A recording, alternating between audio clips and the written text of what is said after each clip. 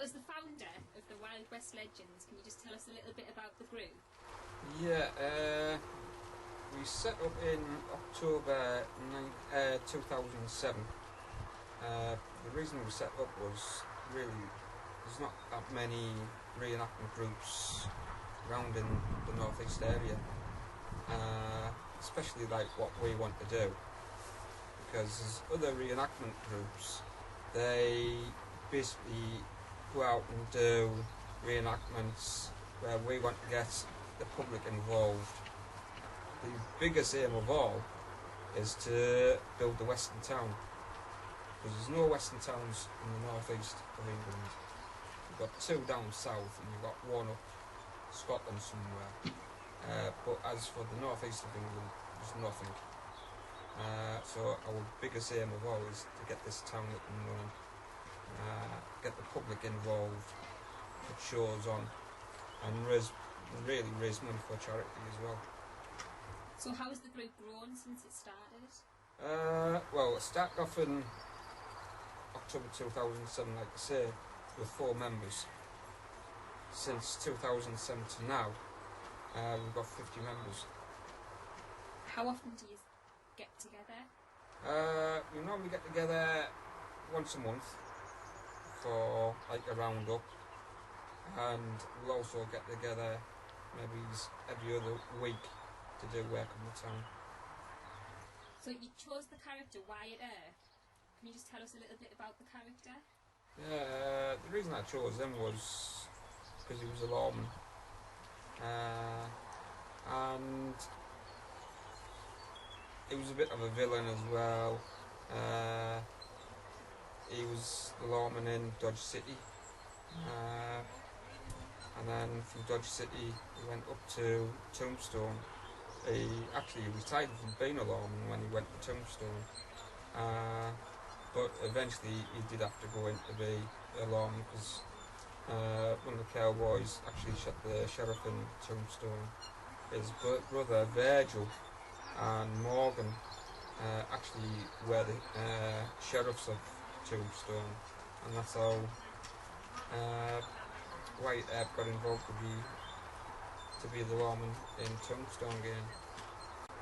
How important is authenticity? In the Western world, it's really important, because you'll get somebody coming along and say, well, they didn't have that, and they didn't have that, and they didn't have that. So you've got to have it right. You mentioned a little bit about your wife. Is there anything else that you miss from home while you're here? I absolutely don't. Apart from, well, I tell a lie, apart from me dogs, that's the only thing I miss. Once I come up here, I absolutely love it. I've got my horses, so I'll do a bit of riding, I'll eat like they were eating in the 1800s, I'll cook the way like they cook on Dutch oven stoves and the open fire, and I'll even do the actual recipes what they had back in the 1800s. But it's just being up here, it's nice and peaceful. You aren't watching the boring stuff that's on the television. This is my life. If I could, I'd live this life each day. You've got quite a big gun on your lap there. Can you tell us a little bit about that? Yeah, it's an original Winchester. It's a 1892 firearm, which was made into a blank firer, and it's the only blank firer in the UK that was made from original firearms. It is legal, and it's, I'll tell you the value, it's £1,500 it cost me, and it is absolutely in prime condition. Have you ever surprised anybody when you've been out dressed up? Oh yes, hundreds.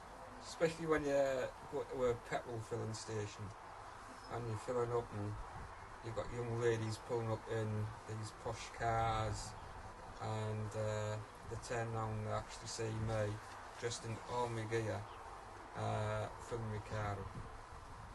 They are very surprised, and there is a few smiles, there's a few laughs in the back of the cars as well.